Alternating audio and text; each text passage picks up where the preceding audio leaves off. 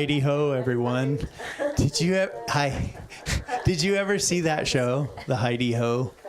What was that? That would have been Home Improvement, right? So was it Wilson on the other side of the fence that would say that? Heidi Ho, neighbor. I still do that. I will move my. Oh yeah. Doing woodworking. Yes. Trying to get our oldest grandson to do that. Right? That would be too cute. Well, welcome everybody online. We're really glad you're here. Heidi Ho, Joel. Yeah, I know, right? I should look that up. I'm sure I can find it somewhere and watch me some Home Improvement. That goes back a long ways. I used to like it back in the day. I probably think it's stupid now. I tried to watch, what was that? Oh, Magnum P.I. I tried to watch an episode because I loved that, but that must have come out when I was in high school. But I tried to watch an episode a year or so ago, and I was like, this is so stupid. Sorry, Tom Selleck. I know you're watching, and I do apologize for that. But 30 seconds on YouTube, and I'll find Heidi Ho. Yeah, find Heidi Ho, neighbor.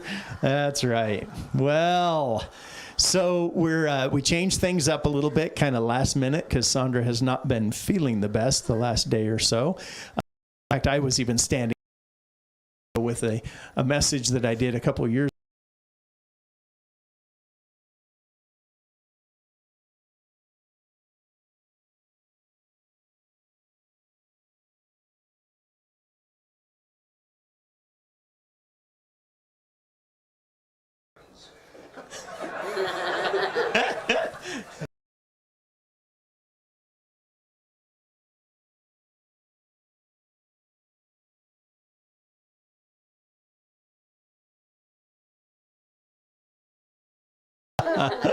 Oh my goodness, that was fun.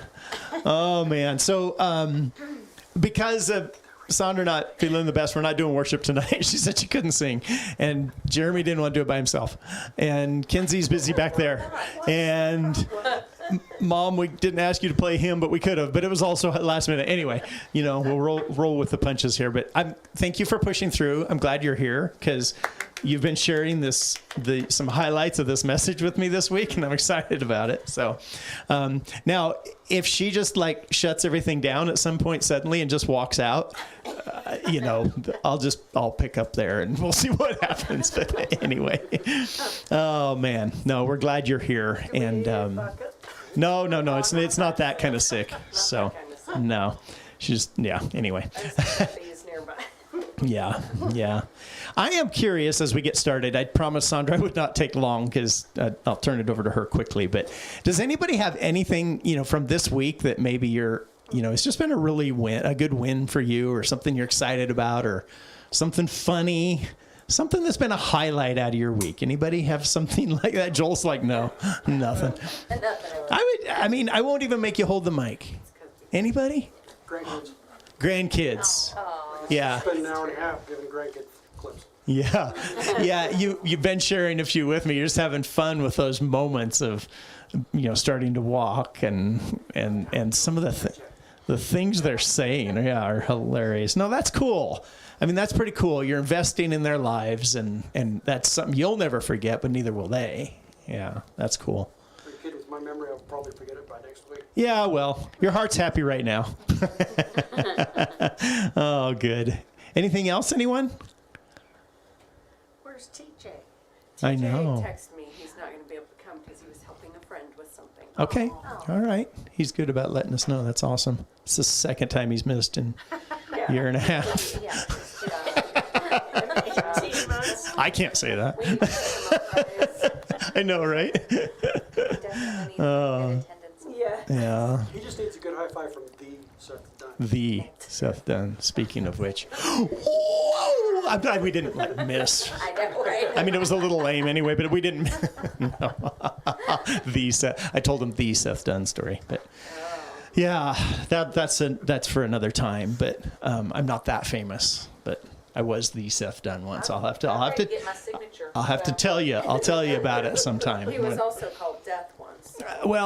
Yes, I was called Death once as well. That's true. So, but we'll talk about the Seth Dunn. It does. It evens out. Yeah. Next week, I'm gonna talk a little bit about peace, because I've discovered that there's lots of opportunity in life to not have peace, right? And yet no excuse not to have it. So I've been wrestling with that. So I'll have fun talking with you about that next week. But that's why I kind of asked, think for yourself. You don't have to share it here publicly, but you've had wins this week. You've had good things. You've had highlights. It's so easy to ignore those. Run right past them and concentrate on the negative stuff, So I just want to inspire you because I'm inspiring myself too, to think about the things that are good. So hopefully you can maybe take that and go into your weekend with a big smile on your face, right? Because I know there's pressures, but there's good stuff there too. Okay, so if you want to stay updated by email, we never announced that, but you can do that right on the website. Kenzie, I've forgotten, we decided a long time ago how we're announcing like weather issues, maybe if we're canceling a Friday night because of a major snowstorm or something. How are we announcing that? Do you remember? No, we actually didn't. No, we never do have announced. an email. So we never settled on it? But I don't think we... I mean, people can watch our social media, but I just never mentioned that we do have an email list. So if you're not on that and you would like to be, you can be. Specifically for that kind of information. It is specifically for that kind of thing? It's not the kind of, like, we wouldn't send out a newsletter on it. It's Yeah, okay. literally just information. Okay. So I saw that slide go by and I thought, I never mentioned Is it that. also gonna, like, if we would not be doing an evening, is it also on the website? That's harder. So that's what we were thinking about is how. You can be signed up for the email if you want to know. I mean, we might put it on our social feeds, but It's never happened. it hasn't ever happened. It probably won't. So if I mean, I can walk over here if I have to. Probably have a text. Yeah. Yeah. Well, anyway, if you want to sign up for that list, that is why that would be there, but we won't. There wouldn't be a ton that would come your way. There's also prayer requests available there. I saw that slide go by too, and that's a great way if you want to get something out quickly for prayer requests. We can do that as well. What else do we have, Kenzie? Do we have the Enneagram? Sorry, I've already put this up 3 times. Just announce that for now. Coffee and chat. I'm glad you put that up. Yes, coffee and chat. Some of you came to that. We did that last year sometime, and it was a lot of fun. So we'll just it's a March 10th. What day of the week is that? Does anybody remember? Is it a Sunday? Yeah, coffee shop is not chosen yet. That's in 9 days. Yeah, but it's not this Sunday. It's Yeah. this Sunday. Right? Yeah, so it's not this Sunday, it'd be the next Sunday, 2 p.m. We're just going to get together and just... no, we'll announce where, though. It'll... We're waiting on the weather.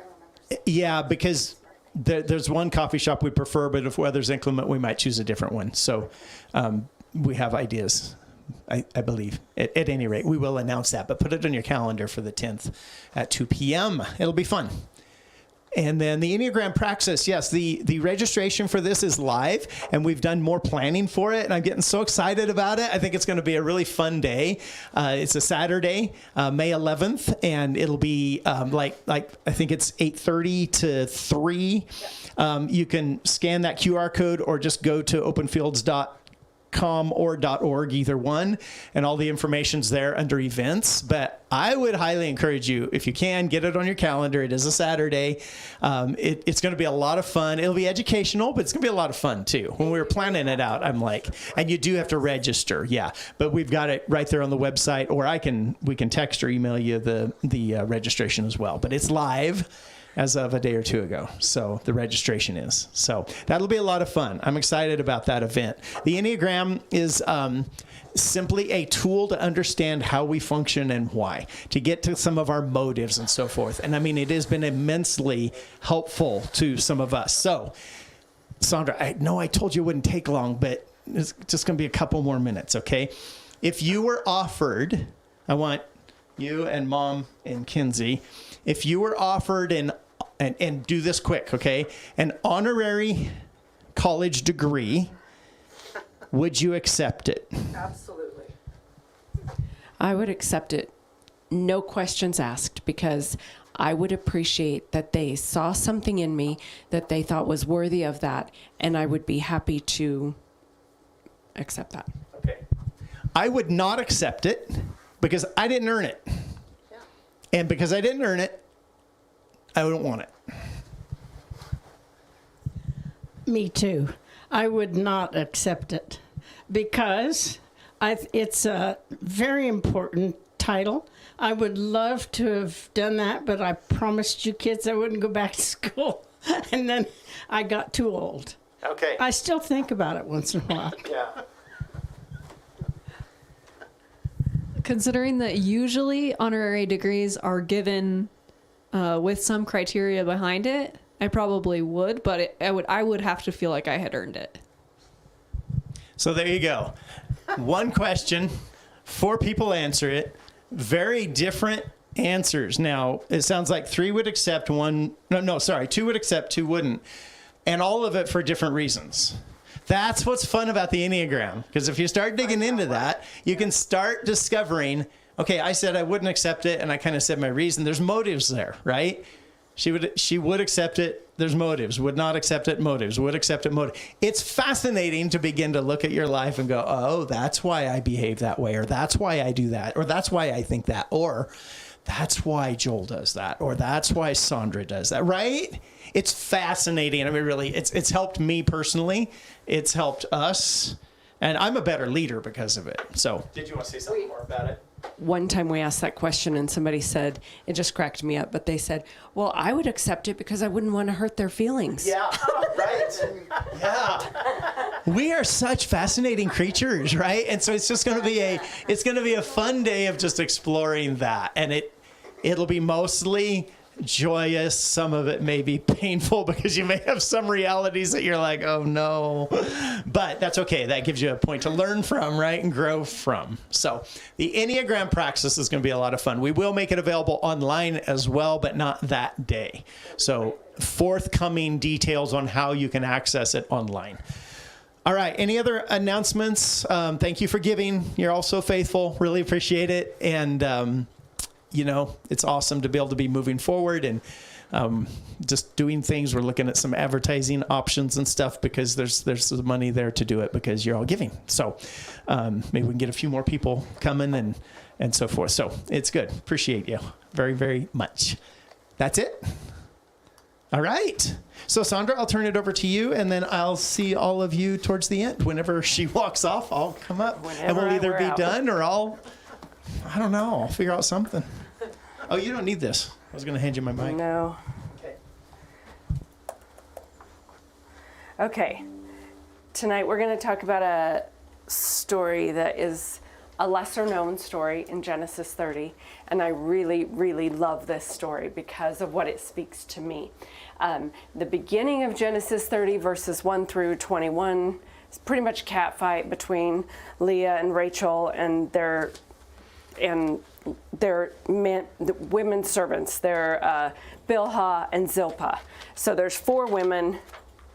Pretty much it's a cat fight. Like, it's ridiculous. This one's mad because she had a baby, and then this one's going to have a baby, and then this one's mad because she didn't have a baby. And it's so dumb. I'm like, oh my word. And I'm not saying for people who aren't able to have babies that's dumb. I'm saying, like, the way they acted towards each other and responded towards each other, I'm just like, wow, this is psycho. So I didn't want to talk about that story because I already get annoyed with women. So I don't need to talk about Leah and Rachel and get more annoyed with them.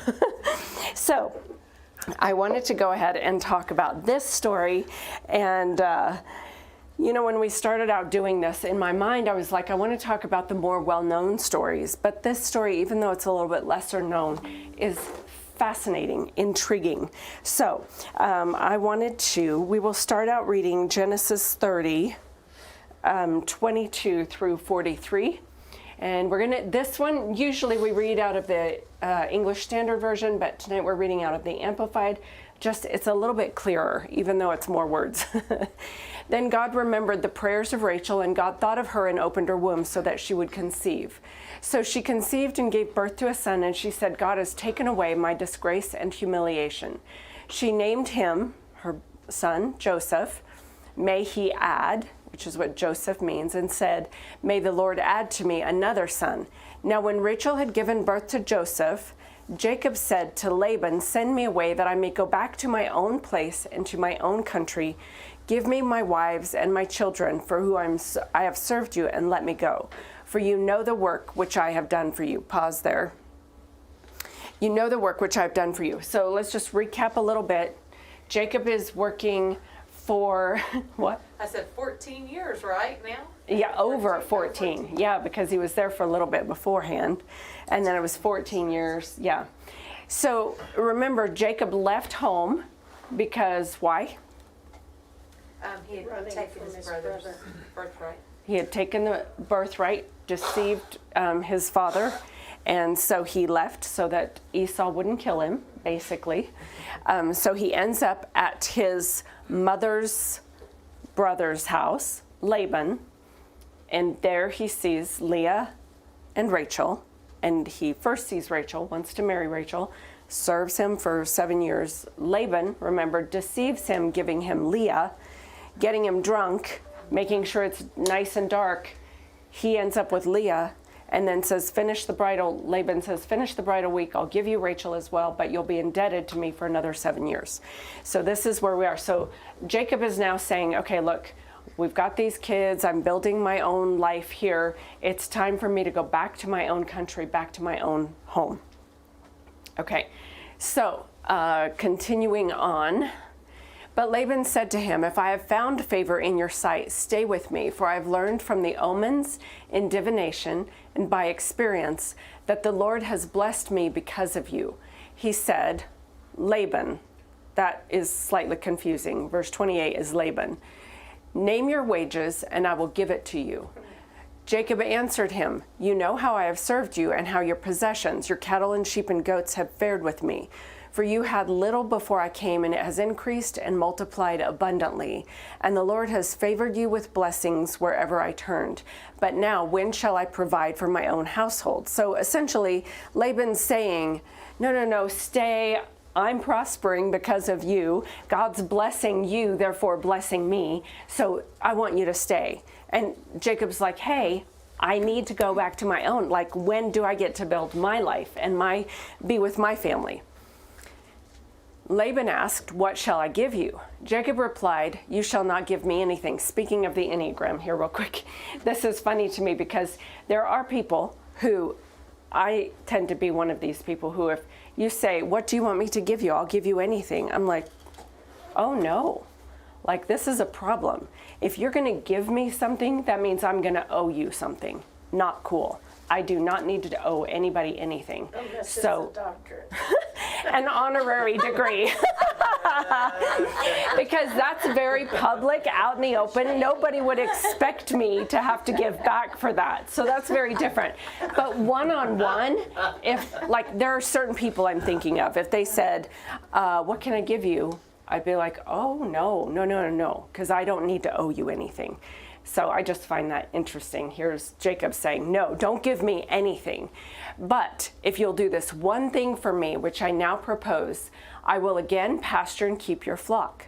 Let me pass through your entire flock today, removing from it every speckled and spotted sheep, and every dark or black one among the lambs, and the spotted and speckled among the goats." So we've got the sheep from the flock. We've got the sheep, the lambs, the goats. "And those shall be my wages. So my honesty will be evident for me later when you come for an accounting concerning my wages. Everyone that is not speckled and spotted among the goats and dark among the young lambs, if found with me, shall be considered stolen." And Laban said, "Good, let it be done as you say."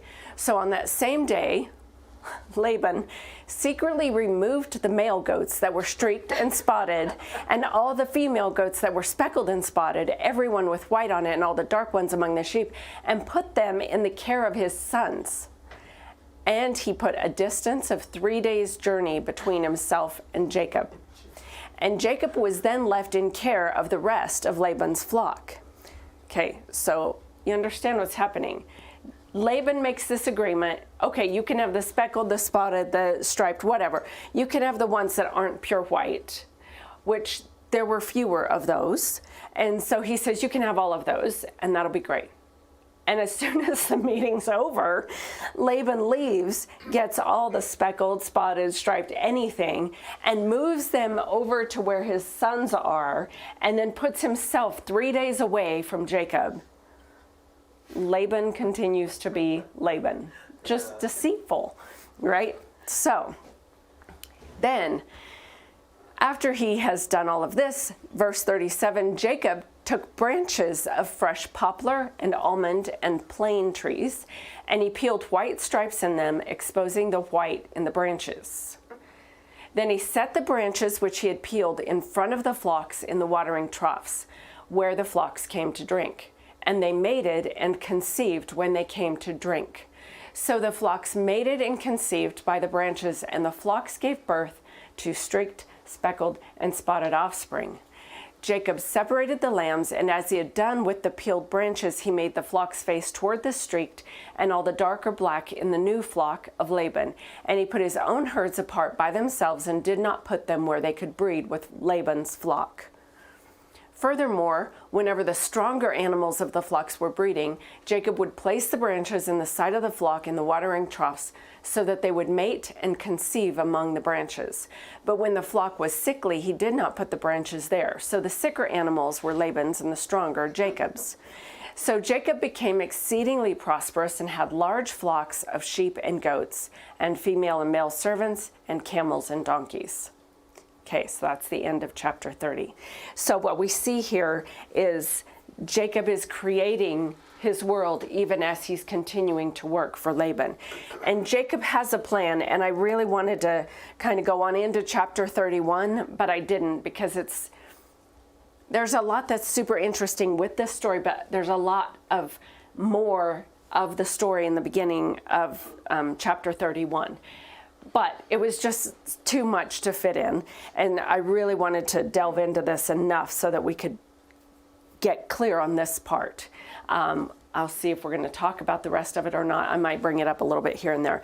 But it's super interesting because Jacob is making a plan. He's got an idea of what he wants. He wants to go back to his own country with his wives, with his sons, and have his life there. So he's building up his flocks, his herds, so that he has plenty to live on when he goes back. All right, so verse 25, we're going to go back through it little by little. Verse 25, Jacob's ready to go build a life.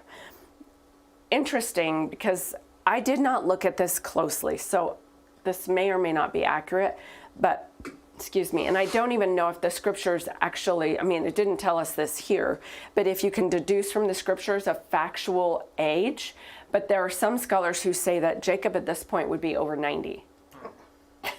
What? And he's going to go back to his own country and build a life. Like, we're like, wait, what? No, your life's about done. No, his wasn't. So interesting that he is excited to go back and start his own life, right? Now, verse 27, I want to look at this just a little bit. Laban said, if I found favor in your sight, stay with me, for I have learned from the omens and divination and by experience that the Lord has blessed me because of you.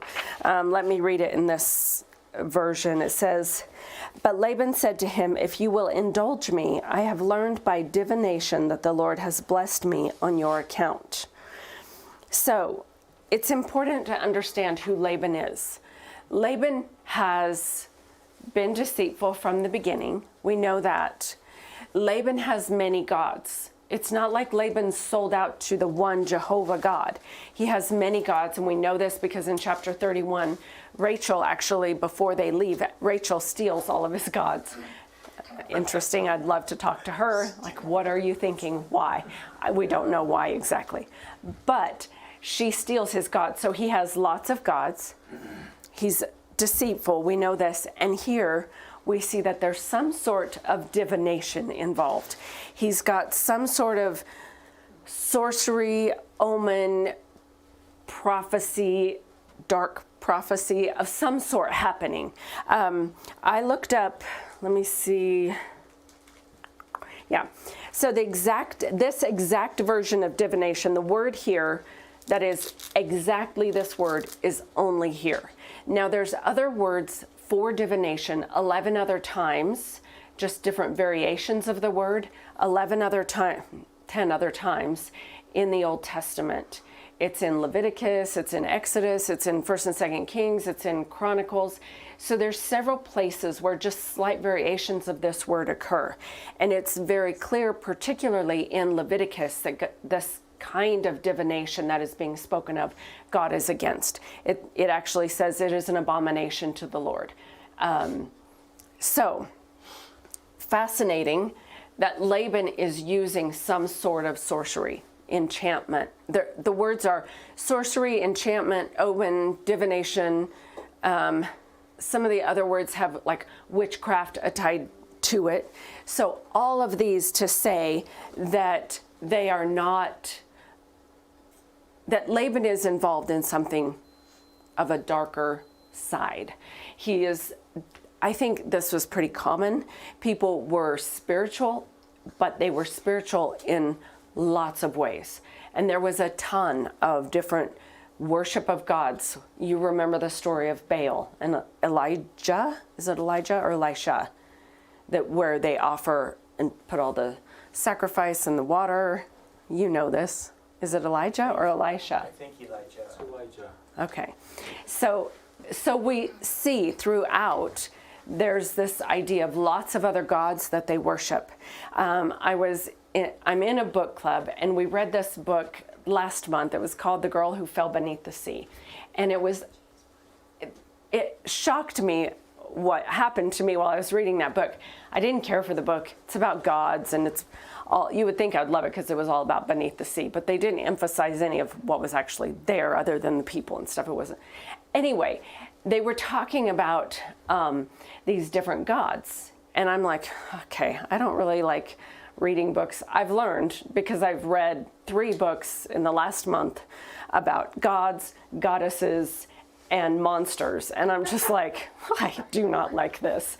So it was fascinating to me, though, as I was reading it, because what happens is this girl falls beneath the sea and there's this god this.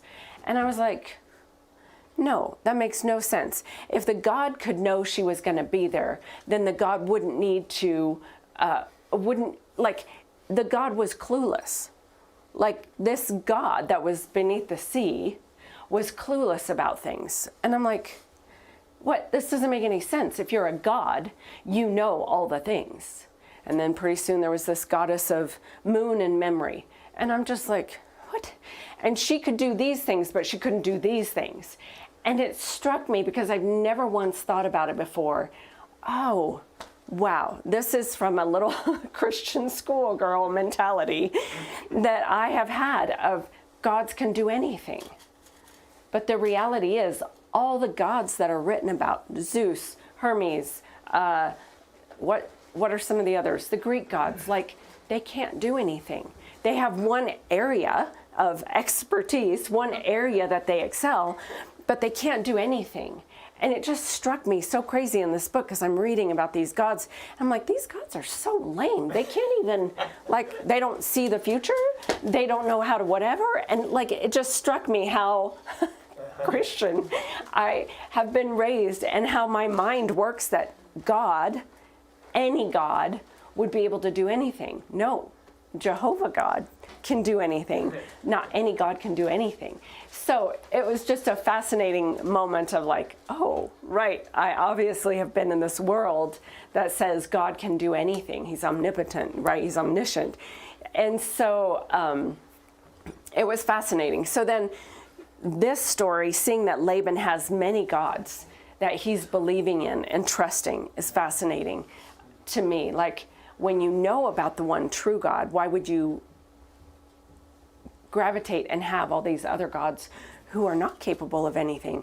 But for some reason, in this culture and where he lived, he was involved with this. So it's important to separate. One of the things that I wanted to make clear is I wanted to separate the idea of, because there are people who talk about this story and what Jacob did with the trees and all of that, and have this idea that there was divination or weirdness involved with that. And I'm saying to you, this is Laban talking about through divination. we don't have anywhere that it says anything that Jacob was involved in divining those trees so that the animals would produce speckled spotted goats. There's nothing anywhere that says that. Now, I'm not 100% saying that wasn't the case, but it seems to me that if Jacob was involved in that, the Torah up to this point has not been nice to the stories it's writing about people. It's been very truthful. There's no reason we would hide this about Jacob when they've told us already Jacob deceived his father so that he could get the birthright. So it's not like the Torah is trying to protect its heroes, its leaders. It's not trying to protect. So if it was trying to protect in other stories, then it would make sense here that they would not say that about Jacob if he was doing that. My point is, if Jacob was using divining powers, omens, enchantment, sorcery, I think the Torah would have straight out told us he was doing that. So it is my firm belief that Jacob was not involved in that kind of thing, because I think the Torah would have said it. The Torah has been very honest with us up to this point. So sometimes because of this one verse about Laban, then it gets translated to Jacob also because of what he does with the animals. So I don't think that's an accurate or a fair assessment. If you want to look up any of the other verses about divination, I have a list in my book here that I can list those out for you. Like I said, there's 10 other verses from this one. So if you wanted to have stuff to go home and look at, I've got a list you can ask me for. So verse 31, Jacob wants nothing from Laban. I think it is interesting to consider what Jacob's life has been like working for Laban. In chapter 31, it says, Jacob says that Laban has changed his wages more than 10 times. We know that Jacob made him work for both daughters, so he made him be indebted essentially for 14 years. And then he was changing his wages all the time. So you can imagine Jacob working for this man. Perhaps some of you have had bosses who are like that. Deceitful, horrible, mean, destructive. Jacob was experiencing this with Laban. Therefore, he wanted nothing from Laban. He was ready to move on. Like, nope, I don't need anything from you. The last thing I will request. And again, in Jacob's mind, he's making plans to leave. And we see this. If you continue at home to read Genesis 31, you'll see. He was making plans to leave. So that's why he was making these plans, because Laban has been less than kind to work for. I think it's so interesting in verse 33, it says, this is Jacob saying, those will be my wages, so my honesty will be evident for me later when you come concerning my wages. I find that fascinating. Not one other time has Jacob cared about his honesty. Right? Like, we've not seen this part of Jacob ever. So something has changed. We don't know if it changed because of the night he laid his head on the rock and had that interaction with God, but something has changed, that it's important. Maybe after working for Laban, who is deceitful and mean, he's decided, I don't want to be that guy, and my honesty matters to me. But for some reason here, it's very important to Jacob that his honesty is seen, which is interesting because it speaks to Jacob's character.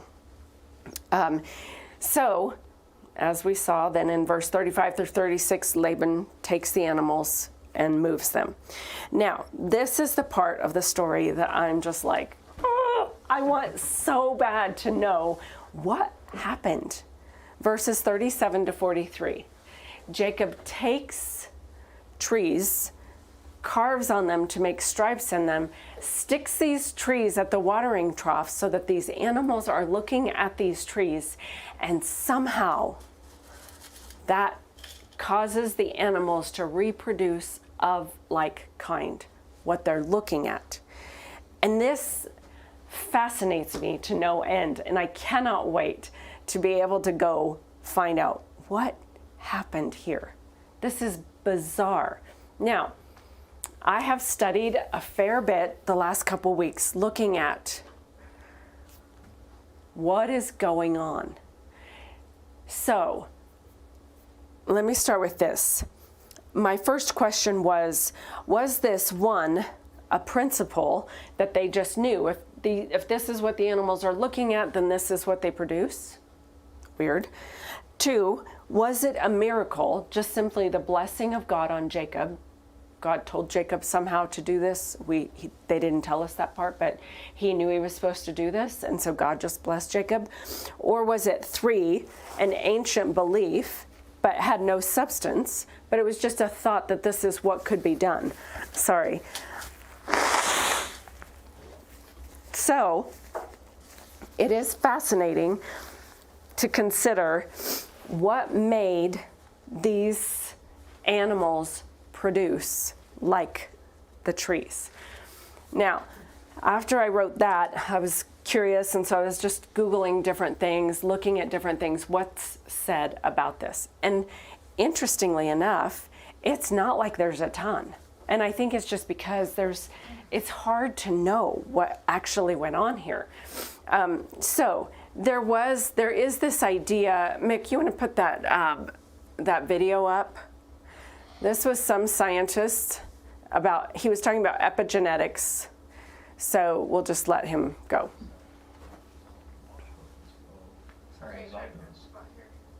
Anti-inflammatory trees contain salsam, an anti-inflammatory related to aspirin. This species of poplar was the Populus alba. The almond tree is the Amygdalus communis. Notice that Jacob stripped them and placed them in the watering troughs, since the stripping of wood is simply a method of leaching the chemicals into the water.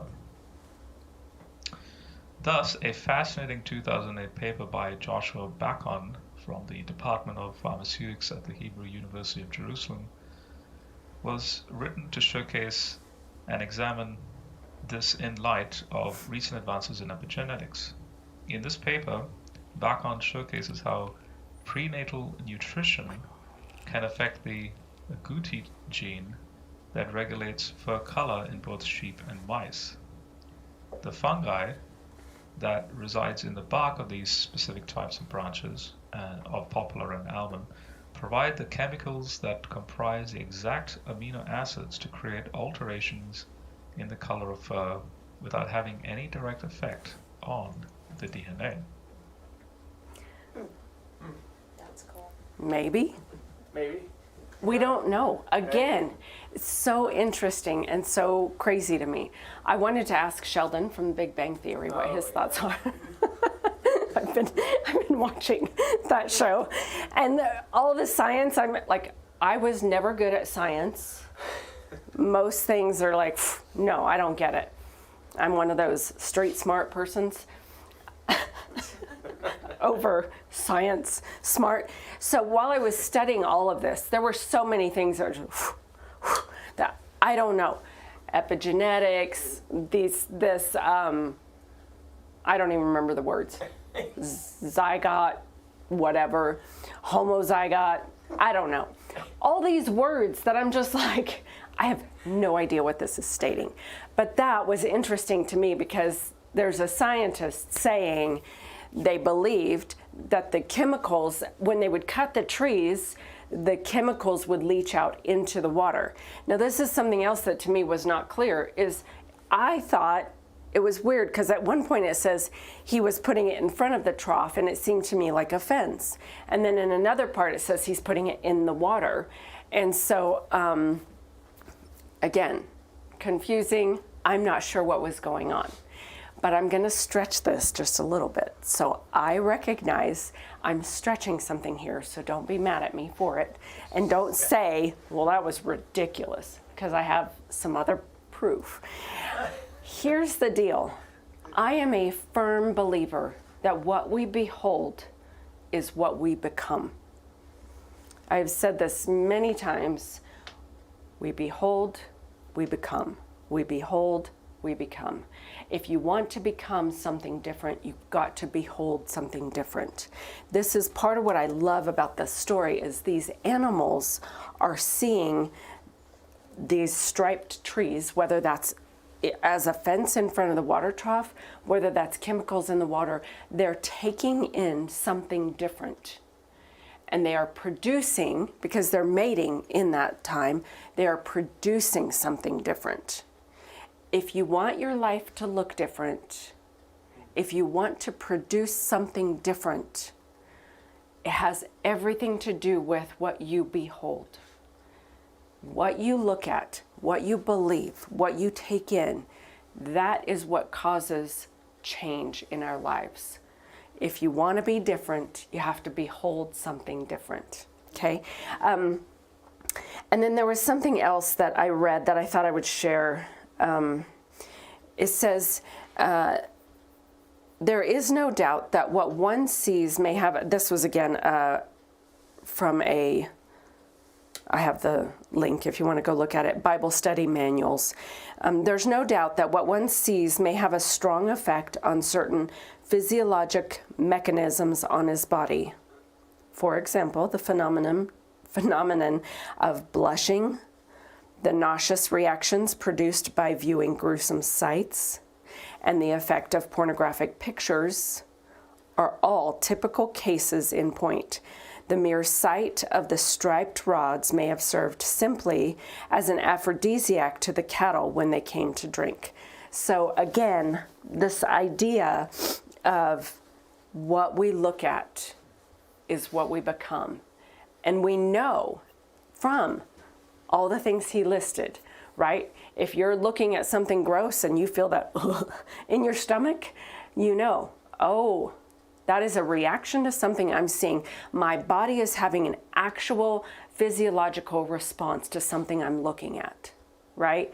There are shows that I really love to watch. I don't watch much because I know what my response to those shows is, and it's not healthy. So I just don't watch them because I know it will take me down a path I don't want to go. So just like that's true for humans, this guy is saying this was true for these animals. Now, again, all kinds of things that we could say and see about this. But I wanted to but mention a few other scriptures. I didn't ask you to do these. If you can pull them up, great. If you can't, that's okay. 1 John 3:2. This one, I believe, is the one that says, we shall be made like him because we shall see him as he is. Again, but we know that when he is revealed, we will be like him, for we will see him just as he is. And I understand, again, this verse is talking about down the road, when Jesus returns, we're going to be seeing him and we'll be made like him. But you understand the same concept is true now, that the more that we are seeing him, the more we are being changed like him. We are being made new, moment by moment, day by day. We've talked about that in 2 Corinthians 5:17. Every moment you are a new creation. You were a new creation, you're being made a new creation, and you will be made a new creation an hour from now. That's the reality. And what we do with our eyes, what we do with the eyes of our heart, what we gaze upon is what we become like. Another one that I have is Philippians 4:8. You should all know this. Does anybody know this? This should be like that. Whatever things are true. And this is talking about your thoughts, but you realize if you're thinking about something, you're often visualizing things. So again, has to do with what you look at, what you consider, what you're meditating, thinking about, envisioning. If you've got a situation in your life, envisioning a change in that situation. I've got one that's gone on for years now that I cannot wait for my vision to become true because I'm envisioning hope and something different than what we currently have in a certain situation. And I'm excited about that changing. But my thoughts about that are when I think about it and I'm disheartened, brokenhearted, and I think about that vision, I just keep holding on to that vision of what can be, of what I hope will be. And I hope it's here on earth. It might have to be in heaven. I don't know. But what we envision and what we keep our minds focused on is amazing. 2 Corinthians 3:18. This one I'm going to wait for. But we all, with unveiled face, seeing the glory of the Lord as in a mirror, seeing the glory of the Lord as in a mirror, are transformed into the same image from glory to glory, even as from the Lord the Spirit. There's a lot more to that verse, obviously, because it doesn't even by itself doesn't stand well. But understanding that we are changed from glory to glory as we are seeing, we are being changed from glory to glory. And then the last one I have here is Proverbs 23:7. And this one is the one that basically says, as a man thinketh in his heart, so is he. So 7. As he thinks about the cost, so he is. And again, this verse by itself is a little confusing. But what I want you to know is the way we think and the things that we see and the things that we look at are the things that make us who we are. We are like the sheep and the goats and the young lambs, Jacob's sheep, looking at that speckled fence, looking at in the water trough. What we behold, we become. And that is what this story is about. Yes, it's about the bigger picture of what Jacob is acquiring, what God is doing for Jacob in the story. But for us to understand and see that what we look at is what we become. And I don't know. I didn't get a revelation from God on this, but I truly and firmly believe a big part of the reason this story is in the Torah is for us to understand that certainly those things that we look at are what we become. And that's what I want for us as disciples in this group, building community in this group. I want us to care enough about who we are that we are willing to think of Jacob's sheep looking at this fence, looking in the water trough and going, they became what they beheld, what they looked at, and what they saw. And to be fair, I think there was something about within that they were mating, right? They were producing while they were seeing this. And I think for us to understand that we are producing what we see, that we are becoming what we see, but that we are producing what we see. And I think that's a secondary part to this story. So we will be just like Jacob's sheep. So a few things I want to do is, one, I want to talk about what do we see in God's character in this story. I know that's coming like out of the blue because we've been talking specifically the story, but do you see anything about God's character in this story?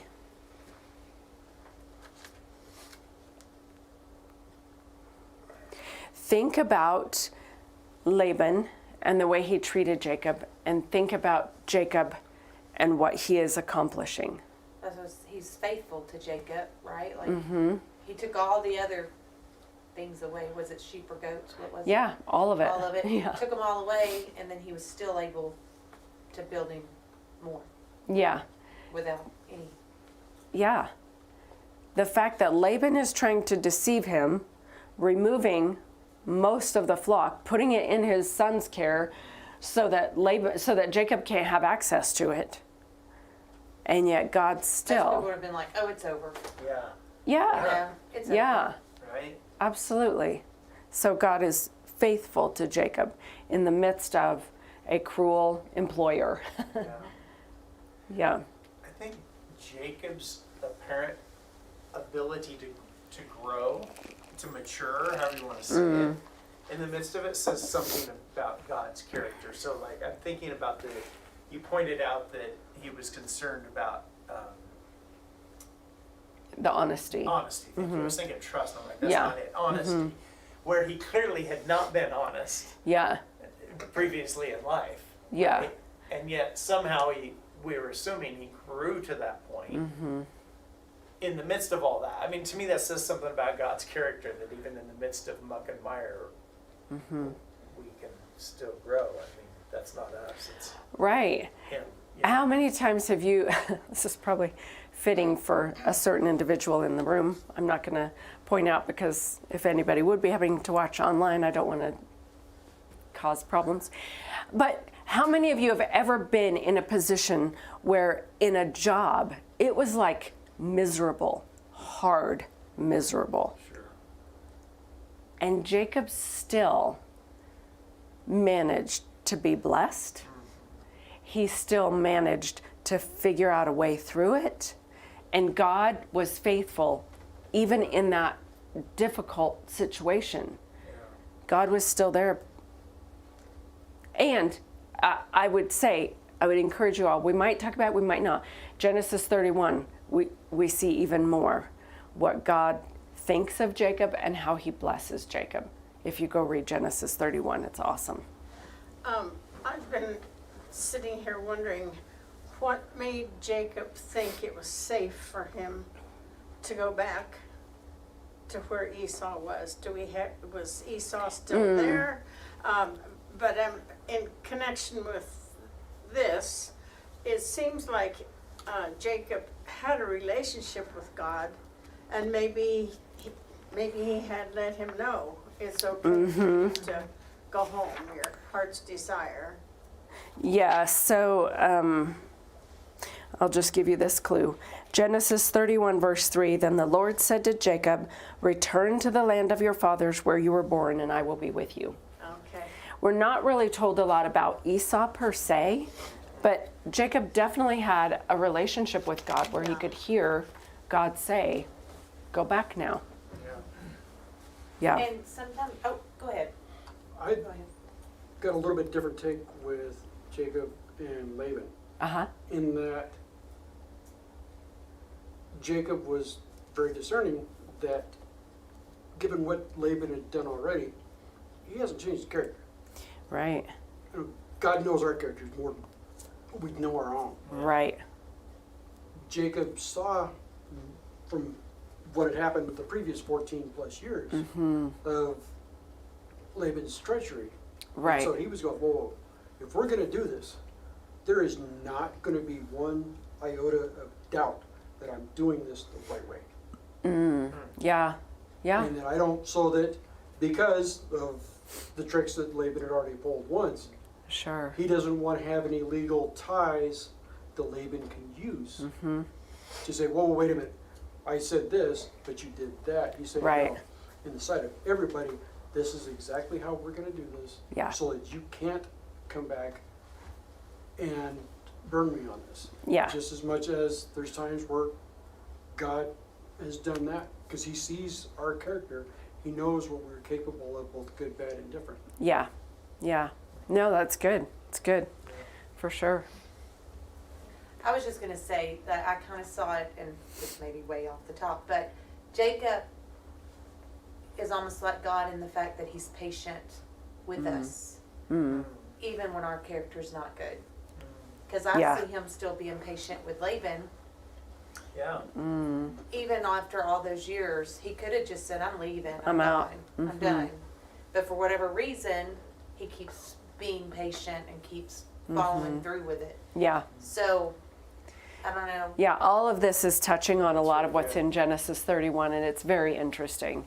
I would encourage you to go read Genesis 31 because it's so interesting what happens as Jacob is trying to leave. Laban says, no, would you please stay with me? Jacob's like, no, I need to go. And God intervenes and talks to him about things. And so, I also yeah. wonder if Jacob knows Laban's character. He's been with him for how long now? He understands this. Like maybe Yeah. this was all part of the plan. Yeah, He's like, I'm actually shrewd enough and I understand you enough. I know how to work with you. I'm going to Yeah. set it up. And this was his plan to maybe multiply him to begin with. Yeah, And the fact that he took the sheep maybe was neither here nor there. yeah, yeah, Like maybe he knew, I'm going to take X number of years. I'm going to do, this is how I'm going to do it. Whatever, he took the sheep, whatever. yeah, I'm doing yeah. it anyways. You know, so to God's character, right? He knows the plan ahead of time. He knows Right. how the wheels are going to turn. He's putting it all in place yeah. for us anyway. It's interesting to think about that Jacob had to have known a little bit about how to deal with this guy.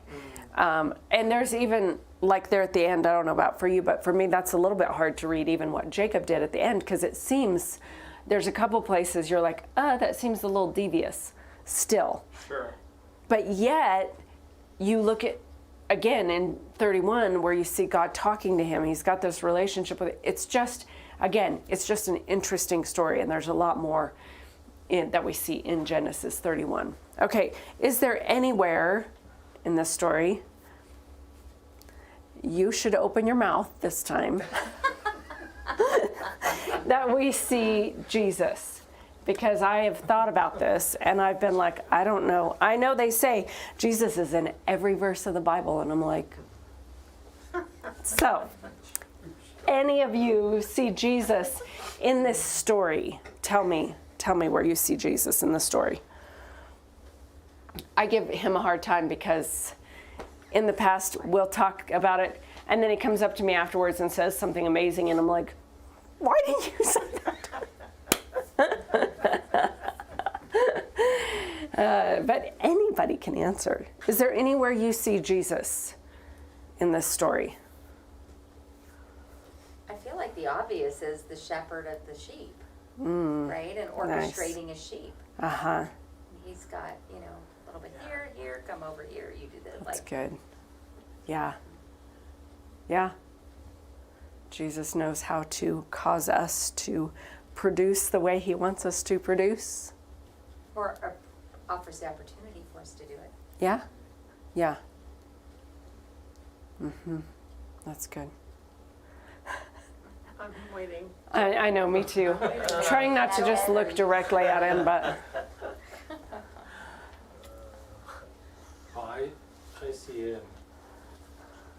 I see Jesus and Jacob in this story as a figure of wisdom and patience. He had obviously developed wisdom through his time working the sheep for Laban, so he knew about the branches, he knew about that, so he had practical wisdom. But then I also think he had wisdom, godly wisdom, on how to respond to Laban and his,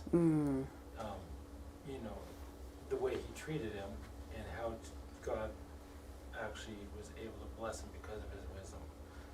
On the flip side, you see Laban actually has a degradation of his flock because of his foolishness. And so I really see a figure of wisdom and patience in Jacob. Which is interesting because we would have never said this about Jacob before. Right? Sure. Jacob's behavior before, we would have never said, oh yeah, Jacob is like representing Jesus, but that's true. You can see it in the story. And another part I would add to that is the fact that if we say that Jacob was like a symbol of Jesus, caring for the sheep, but also in his patience and wisdom towards Laban, nobody is without potential redemption.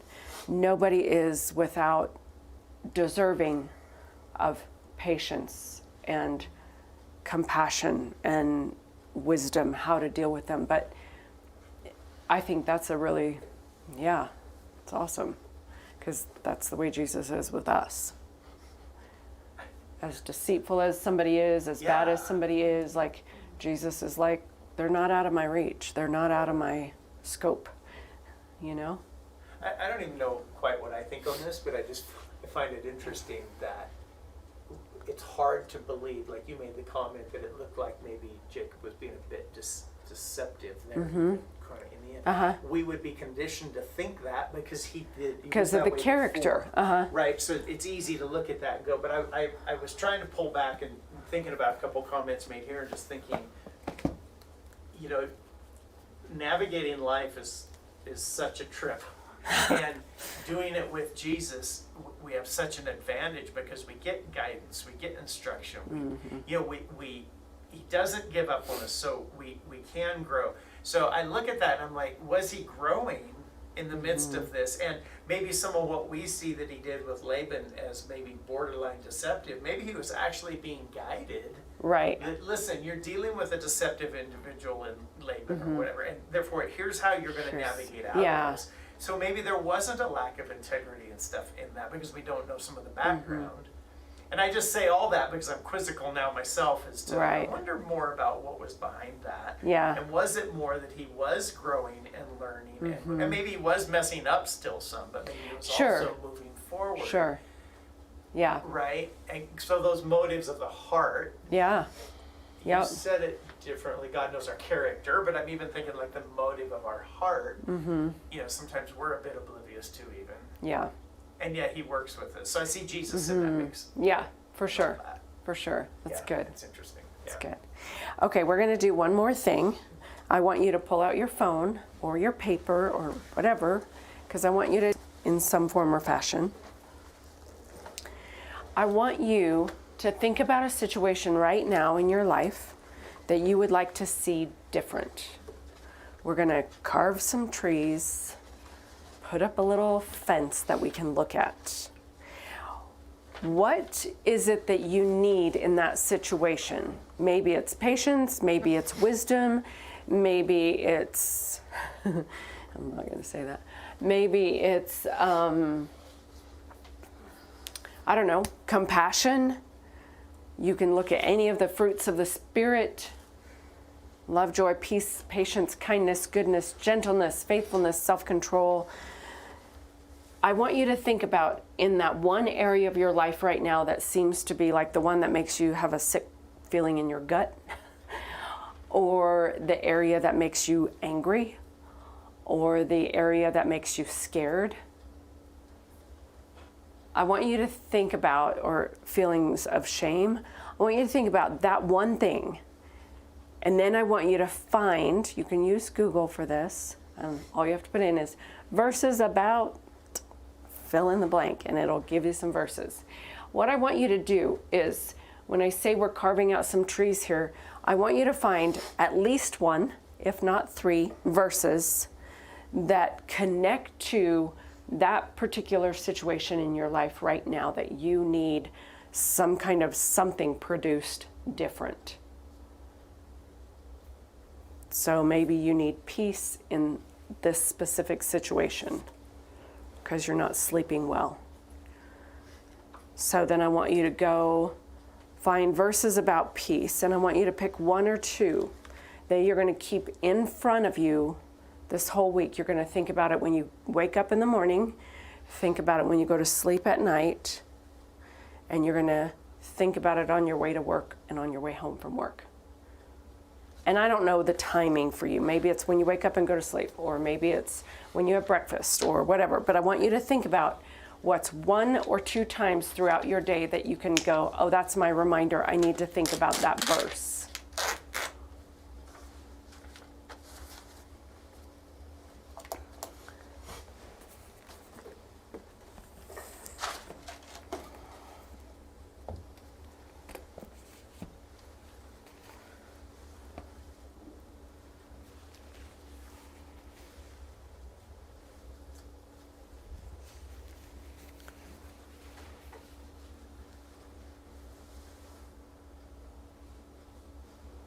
Maybe it's as simple as right now you're stuck in a position that is just really difficult for you. Maybe it's at job, maybe it's at home. Philippians 4:13, I can do all things through Christ who strengthens me. And I want you to think about it and not just like go through it rote, like I can do all things through Christ who strengthens me. I'm not looking for robotic reaction to a verse, right? Because we've all done that, where we say it over and over again and expect something to come true of it. I want you to think about that verse, and I want you to then, meditation is mumbling the thing over and over again. That's part of meditation. Another part of meditation is asking yourself questions about it. So, I'm just going to do a for example here. So, I'm thinking about a situation, and I would really like to not have fear about it. So when I think about that situation, I'm going to think of the verse that says, God will keep in perfect peace whose mind is stayed on him. So then I'm thinking about, oh, I'm concerned about that. And then I remind myself of that verse. So to meditate on that verse, I'm going to do some things like this. I'm going to say to myself, what does that mean? God will keep in perfect peace. First of all, what's perfect peace? Like, isn't peace peace? What's perfect peace? Well, perfect peace would be like, I mean, peace is one thing, right? But to have perfect peace, like you could have peace and feel good about something, but to have perfect peace means there's like this underlying where there's absolutely no concern. So God is going to keep me in perfect peace, whose mind is stayed on thee. So that's King James Version. Who keeps his mind set on me. Okay, so what does that mean? I have to think about God the entire day? Like, how am I going to do that? I've got to think about other things today. I've got to figure out what color of paint I'm buying. I've got to figure out what am I doing in that room. I've got to figure out what's the solution for that problem area. I've got to think about what are we having for dinner tonight. I've got to think about all of that kind of stuff. So how am I going to keep my mind on him all day?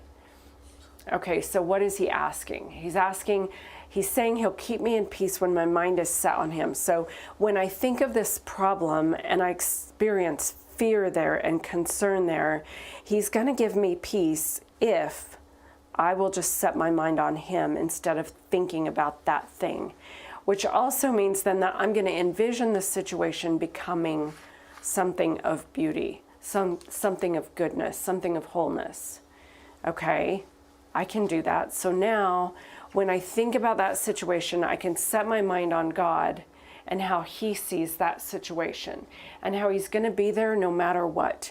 And therefore I can trust. And ultimately that's the point of this anyway, is that I learn how to trust. So I'm going to see this the way that he sees this, and I'm going to trust that even if things don't go ideally or the way I want them to go, that I can trust him in this because he's always been faithful. And then I can start thinking back through my mind, how many times has he been faithful? I've seen him be faithful with things on the farm. I've seen him be faithful with things in my heart. I've seen him be faithful with things that I don't deserve. And I can start pulling all of that up.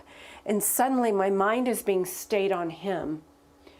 And I go, wow, okay, wait, he's been faithful every single time. So in this situation, can I trust him? Yeah, because he always comes through. He keeps coming through. That's meditation. When you take that and you analyze it and you ask yourself questions. This is one of the reasons I like doing this in the car, because I can talk out loud. And I need to do that in order to get where I need to go. So when I say this week, I want you to meditate on that verse. I want you to do it that way. Not exactly as I did, but you understand what I'm saying. Ask yourself questions about it. Say, okay, well, how am I going to do this? What does that verse mean? If I look at it in a different version, what does it say in a different version? If I wrote that out in my own words, here are the words I would use. There's so many ways you can meditate on a verse, and we haven't done a really great job about learning how to meditate. And that's part of what I want us to do, because this meditation is like the process of us standing at the watering trough, looking at the stripped trees in front of us. This is what we're doing. We're becoming sheep, and we're looking at those stripped trees in order to produce something different than what we've had. And the way we do that is scripture and meditation and getting that in us. What we behold is what we become. Okay? So, I'm getting really hot. Are you? My body's like, please, Please. stop. Do you do anything, you've described thinking through that and even talking out loud in your car. Do you do anything else in that process as far as helps you sort that? You're asking questions, but like practically, is it mostly just the thinking through and then the A lot of times, for me, a lot of times what I do is the thinking through. I'll probably look the verse up in different versions. And then I will probably, often what I do is write the verse out the way it's written in whatever version I like, and then I'll rewrite the verse in my own words. And sometimes if I don't feel like talking to God, I might write, and I may be like, this is all well and good, but I think this sucks because blah, blah, blah. And I'll whine and complain and get it all out, and then go, but God, this is what you say. I know that you're bigger than me, smarter than me, all the things, Right. And then, so I always, like David in the Psalms would, he would whine and complain, "Oh, my soul, why so distressed within me? Put your hope in God, I'll yet praise him." And then he would whine and complain for the next 3 verses. And then he would come back to that, "Put your hope in God, for I will yet praise him." And it's one of the keys that I want us to learn to do every time we write, every time we meditate, that we can feel free to vent, to piss and moan all you want to. But make sure when you get to the end of your moaning that you always come back to, "But God, here's what I know is true. This is what you say. This is what I will believe. This is what I will do. This is how I will act," to make some sort of like vow or statement. So a lot of times that's what I'm doing when I go through that process, whether it's journaling or talking to God, but I always try to write down something at the end to say, "But this."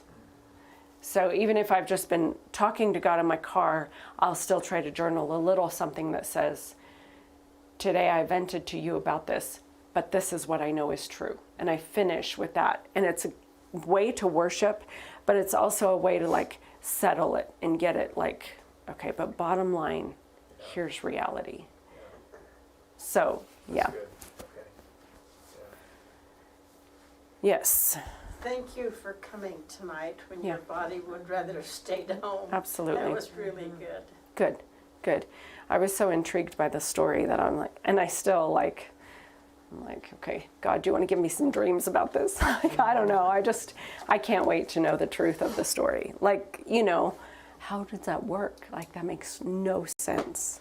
If I right now go put striped sticks in front of my cat's bowl, he's not going to then produce striped kittens. What is the deal? Yeah, I love the story.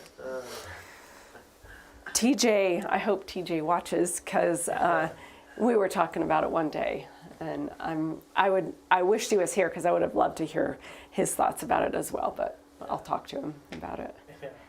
But that's all I have. All right. Okay. Thank you. Yeah. If you want the other verses on divination, certainly you can look them up, but you can talk to me too. I'm probably heading out. But Yeah, you should. next week or whatever, I won't be here. The week after that, you can ask me for those verses, or you can text me and I'll send you a list. Yeah. I can hunt you down any number of ways. Yes. All right. Yeah, thank you, Sandra. And so practical. I feel like, I hope you feel like this too, that I have something I can leave with to actually act on, and I like that. I mean, that doesn't happen every week or from every message or whatever for a variety of reasons. And I recognize that for all of us, there's an element in each and every day that we live that our hearts are ready for something, some point of growth, some point of wisdom, some idea. Our hearts are ready for things often, but if we don't give space to it, we don't think about it, we don't, do a meditation process of some sort on it, we can just run right past it, right? In the midst of our busyness or in the midst of whatever. So she's already left, but I really appreciate the practical side of saying, okay, here's this. I'm going to think it through a little, have a scripture. And it may not happen in one day, right? We all know that. I mean, it might be a process of a few weeks or months or years, to come to some solutions and so forth. But that's the beauty of being believers. So next week, we'll talk a little bit more kind of along these lines, just about those areas in our lives where we do lack peace. And why is that? And how can we then approach those areas? Because it's no fun to lack peace. And we have opportunities every day, for peace to be stolen from us. And then we have so much more stolen from us. So we'll venture into some of that next week and hopefully be as practical as this was, because this was really practical and really good. So, all right. Well, I'll pray and we'll call it an evening. Well, Father, we thank you so much for your word. And as your word has been spoken tonight, we've heard truth and we've heard it in a practical way. So we thank you for that, Father. Thank you for the gift of Sandra as a teacher And again, for your word that's so clear and so good at guiding us and directing us and showing us perspective. And Father, as we go into this next week, I just pray for each one of us so we'll be able to take that very practical point that maybe we saw tonight, that thing, that area, wherever, that we can apply a scripture and move forward with it. Holy Spirit, we thank you for going with us as our teacher to guide us and lead us into this week. And for everybody that's here tonight, and everybody that's watching this online, Father, I just pray that as you're so good at, that you'll just lead and guide and protect and take us forth into this world to be your hands and your feet and be your witnesses and to just live the fullness of the life that you have for us. It's our joy and privilege, and we really appreciate you, Father. In Jesus' name, amen. All right, we'll have a great week, and don't forget the coffee time on the whatever 10th. Put that on your calendar. It'll be a lot of fun. So see you next week.